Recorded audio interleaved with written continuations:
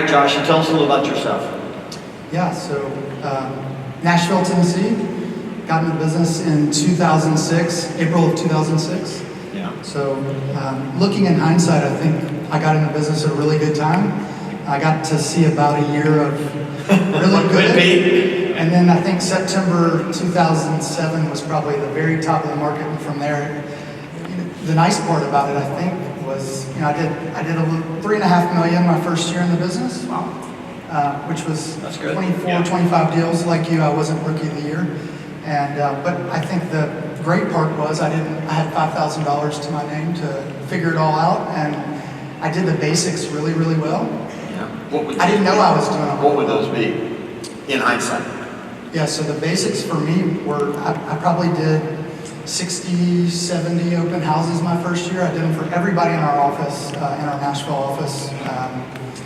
And then I really, the very first thing I did before the open houses even was I called my parents and put together an Excel list, which was my first database. Yeah. And from there I did handwritten notes, and then 3 days later I would call those people, and then 2 or 3 days later I'd send them an email.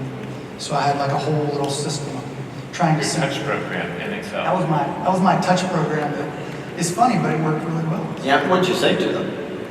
I think for the people that I knew really well it was just, I changed careers. I graduated in finance and economics, and I'd worked at an investment bank, and I was just kind of reintroducing myself or telling them that I had changed careers and I'd love, and gave them a couple of cards. And I followed that up with a phone call of, do you want to go grab lunch or coffee? Whatever that looks like. And then from there, they would get emails, like a 12 touch. And I really implemented a lot of the things from what is now, it's Ignite now, but it was Camp 443. Yeah, it was. Yeah. That's right. 4 listings and 4 sales in 3 months. That was it. Yep, that's it. So walk us through the progression. So because today you're living a huge life professionally. So how do you go from 3.5 to, what do you think you'll do this year? So we'll cross over the 100 million mark with about 230 or so transactions. Our average price point's about $475 right now in Nashville. The market average is about $285 or $295. So I got really purposeful 3 or 4 years ago about increasing that number. But to answer your question, I think, so 2006 I think it was actually 3.4 million my first 12 months. And for the first 4 years, I doubled my business each year. How do you do that? I just did the basics that I just kept, it was like the compound effect of continuing to do the things that I knew would work. But in hindsight, I didn't realize I was doing them. I didn't realize I was doing it at the level that I was. Are you saying that it built on top of itself? Yes. Gotcha. And then in year 3, I remember going to lunch with my cousin who had a really great landscaping business in town, and he said, wait till year number 3, you'll just start getting referrals. And this was I was like a year and a half into it. He said, why do I have to wait until year 3? Oh. Very impatient. So, it was one of those things where literally to the day, year 3, I started getting referrals. And so that was the first probably piece of my business where it was like, oh gosh, I can work 12 to 15 hours a day, and I've got to figure out building a team or bringing somebody on. So I was going to ask, when did you start bringing people on to help you? So late 2010, and you wouldn't remember this, but late 2010 is when I started building the business. And September of 2011, we came to MegaCamp. That was when it was in September of 2011, I came back from MegaCamp and said, I'm figuring this showing specialist model out.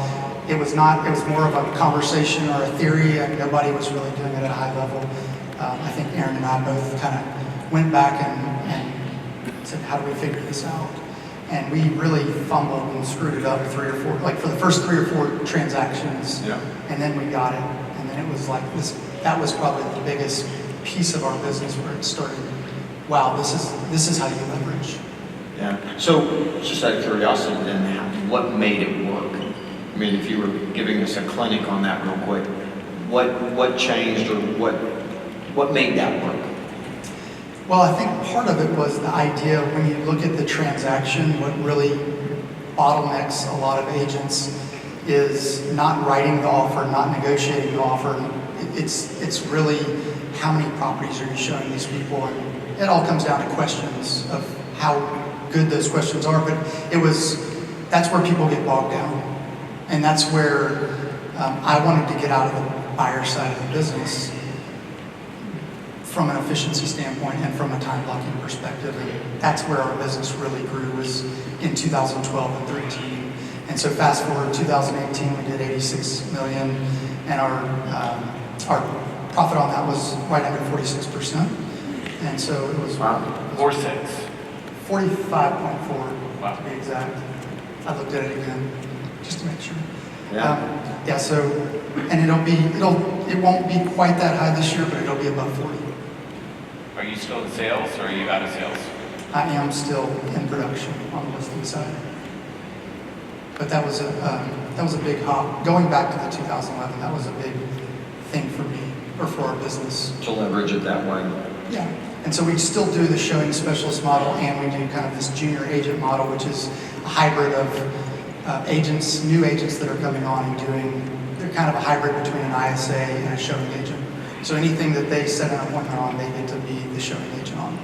And so there's a path of progression over the next 12 months where they can move into the buyer role or the listing role, and they're doing. Walk us through the progression, Josh, of lead generation. So you started us off with, I created a database, I called the database, sent them a note, progresses. So what was your next lead generation tactic, and walk us all the way to the present in terms of, if I'm going to do that kind of production, I have to generate leads. So walk us through your progression of experiences, and then bring us to the present with how you generate leads.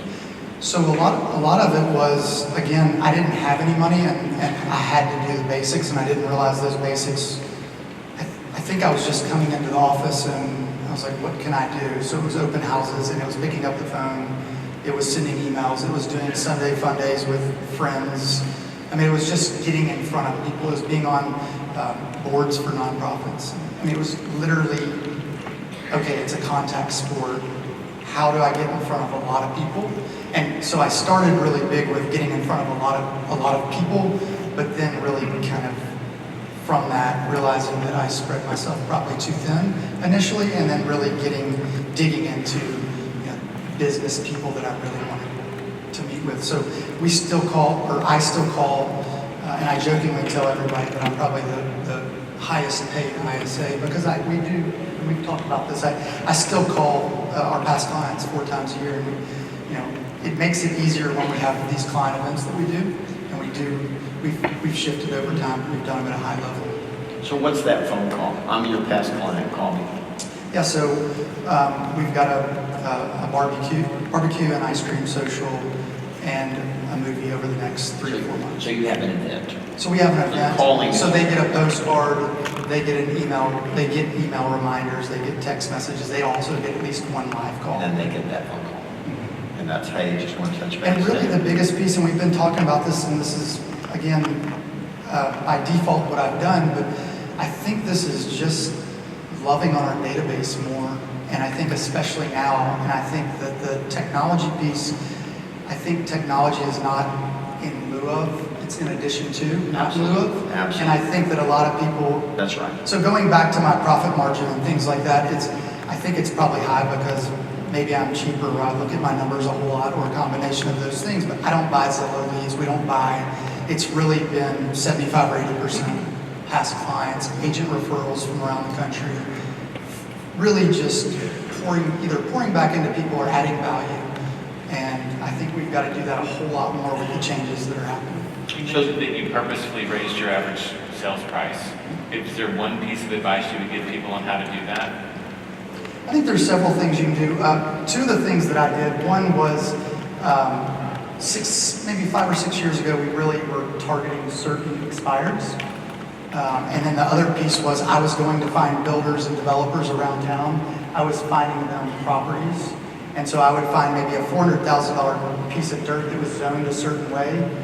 so they could put two $900,000 houses on that. You So get it the was, listings. so I got the listings and I got the sales, so it was at least 3 transactions, maybe 4 if we were able to convert the buyer off of one deal. And those 3 transactions were, whatever, it was 2.2 million for 3 transactions. That was when our average was like 315.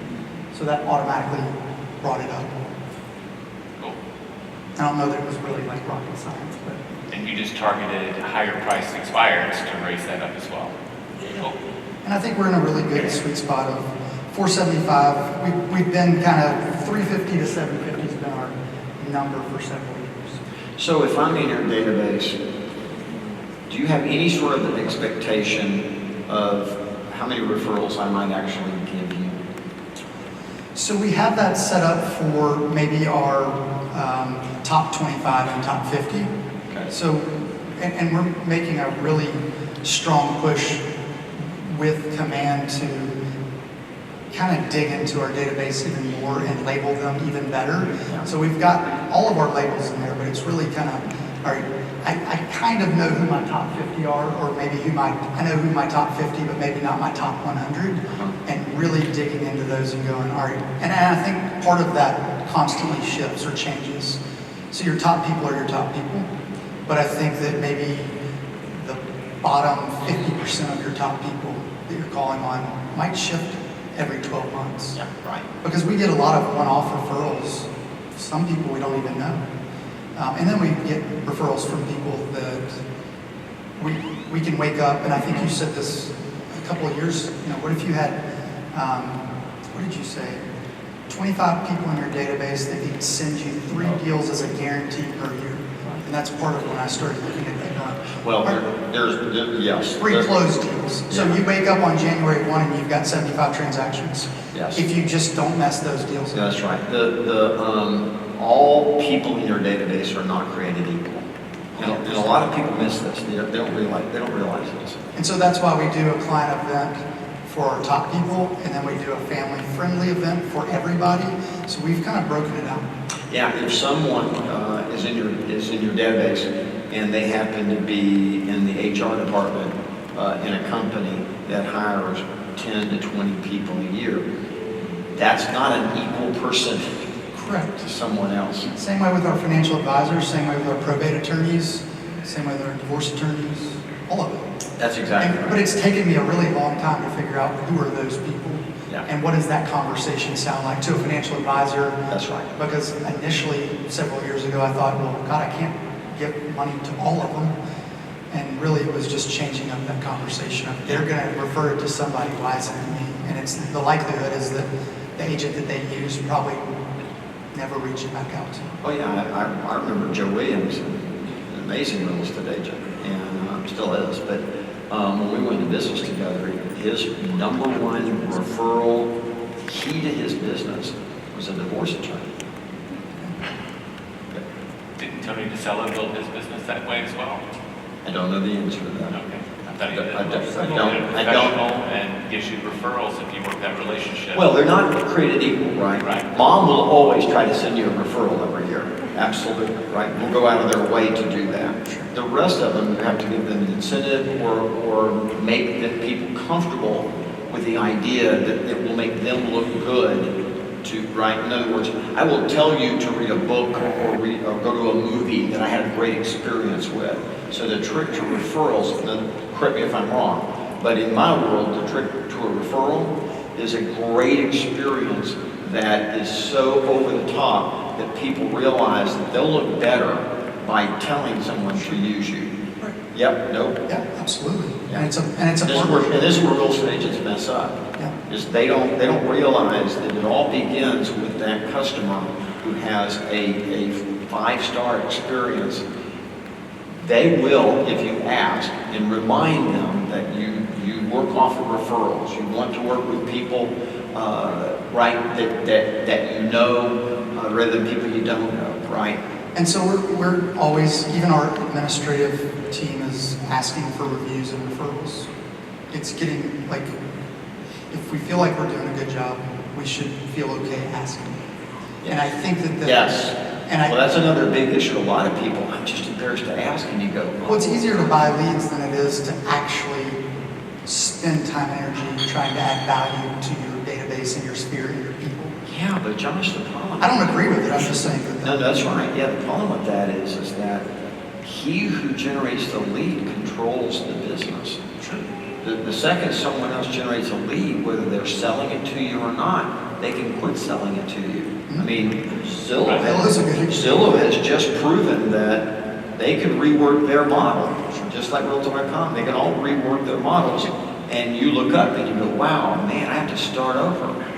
I think it's very similar to agents looking at their numbers. It's really easy to not look at your numbers. Yes. And I think there's a lot of agents that don't want to look at their numbers because they're probably scared to look at their numbers. Sure. And it takes extra time every week and every month to look at our numbers and go, what is this $9 a month charge? Let's get rid of it. Why is it there? What is it doing for us? What's the ROI on it? And so really upping the level of the realtor industry of trying to really run it like a business, like being business owners and not realtors. And I don't know that the consumer really differentiates. I think they just don't differentiate because everybody knows like 9 realtors. Right. Yeah, that's exactly right. Well, what Jay and I talked about in Thinking Like a CEO, we talked about the difference between quantitative and qualitative. And you really have to look at both. You've got to look at your numbers, and you have to deliver a quality experience. And if you write, it's lead generation by the numbers, if you will, but it's success through the service, right? Sure. And if you deliver that at a really high level, you should feel comfortable and okay asking for those referrals. That people are not offended. If they had a great experience with you, they're not offended at all. It's just really a reminder. And it makes the thing though is it makes them look good. And if you don't like asking part of your database for it, then go focus on the business owners and entrepreneurs in your database because they get it. Right. Yeah. What's your Go to LinkedIn and find those. Yeah, what a lot of real estate agents do not connect is that people, if I want to go hire somebody to, let's say, plumbing or whatever, right? I don't go to the phone book. If I'm in relationship with people, I'm going to ask a person, hey, Josh, I need a plumber, who do you know? Right? And that's one of my phone calls to every one of our clients after closing, even when someone else on the team, I check in to see how the transaction went, thank them for the opportunity, and I say, even if it's new construction, if you ever need handymen, contractors, plumbers, vendors, call us. If you need a commercial real estate agent, call us. We don't do commercial real estate, but I want them to call us for everything real estate, Absolutely. And then I'll go send out my referrals. Absolutely. Industrial, for an industrial property, there's a specific person in our database that does it. Oh, yeah, absolutely. I mean, my standard line was I want to be a realtor for life. I want you to ask me. You have any real estate issues anywhere in the world, I want you to come to me. I will go solve that issue for you. I want to be your singular truth. And so part of that is like, wow, that sounds really boring, and I think that it is boring. I don't think and I'm not saying my business is boring. I think it's very consistent and predictable. We were going to talk about that earlier. It's just consistent. Predictable is so sexy though when it comes to profit. Why? Boring it's not boring. The results are exciting. Well, also, if you ultimately if you provide great service, you can actually ratchet up a big business a lot faster than people think. Sure. It can absolutely do that, right? It also gives you the best net in terms of what you're going to put in your pocket. It's going to absolutely give you the most amount of money in your pocket. The cheapest lead, the easiest to convert is that referral because you gave great service. Well, and the other thing, and correct me if I'm wrong, but the other thing is it is your moat or your security blanket against anything the market can throw out there. Yeah, it's your first line of defense, the relationship you had with people. Right. I think that's where if we add so much value to our database and our team and our people, then Zillow can't do that. Well, they're not going to do it. They're not going to do it, but they can't do it. No, the whole goal of that kind of a low margin provider is they don't want to, if you can't get that information and education and service connectors, all those things that we talked about the other day, if you can't get that from a screen, they can't deliver it. Right. Because they have to be you. And they're trying to be an alternative. Sure. Yeah, that's exactly right. Yeah. So, mistakes. Biggest mistake. Biggest mistake. I think this is a blanket answer for probably everybody, including you. It's the hiring of talent or hiring too fast. And I remember the first couple people I hired, even as part-time assistants, hired them off of Craigslist, I think, and it was like, I don't care, I might have gotten 30 resumes, and it was, yeah, just come on. And then not only was it probably not the right hire, I also did a really poor job, that's probably the nicest way I can say it, of actually onboarding them, training them. I was more just throwing stuff over my shoulder, like, figure it out, which I think you have to be adaptable in this business, but it was definitely not. We didn't have a 30, 60, 90, and that's when I tell you that I went to Recruit Select after that 18 times, I literally went to Recruit Select 18 times. And I'm still not perfect at it by any means, but I think that just happens. Nobody in school, high school, college, nobody teaches you how to time block. Nobody teaches you how to hire. And That's right, they don't.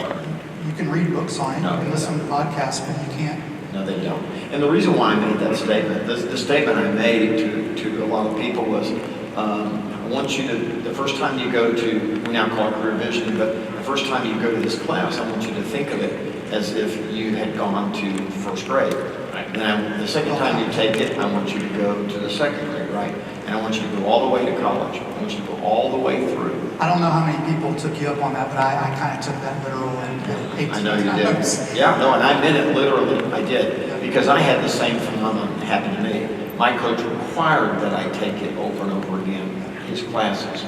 And I'm grousing about it. I'm not happy about it. But over time, yeah, it Same material, but you're in a new place and you get a new lesson every time. yeah, as I demonstrated in the first hour today, that you get it, and then once you get it, man, your world becomes so much more powerful because you understand. It's just not a natural thing. I mean, it takes work. It's kind of like looking at your numbers. It's like there's a couple of things in this business that will really change your business, but it's not. It didn't feel normal or natural for me to take all those classes and do all. It just seemed like such a waste of time. Yeah, someone once It makes a told me. massive difference. Yeah, someone once told me that when you say I go with my gut, gut is an acronym for give up thinking. Keith Cunningham, right? Yeah, keep going. Yeah, that's exactly right. All right, man. I think we covered it. Thank you so much.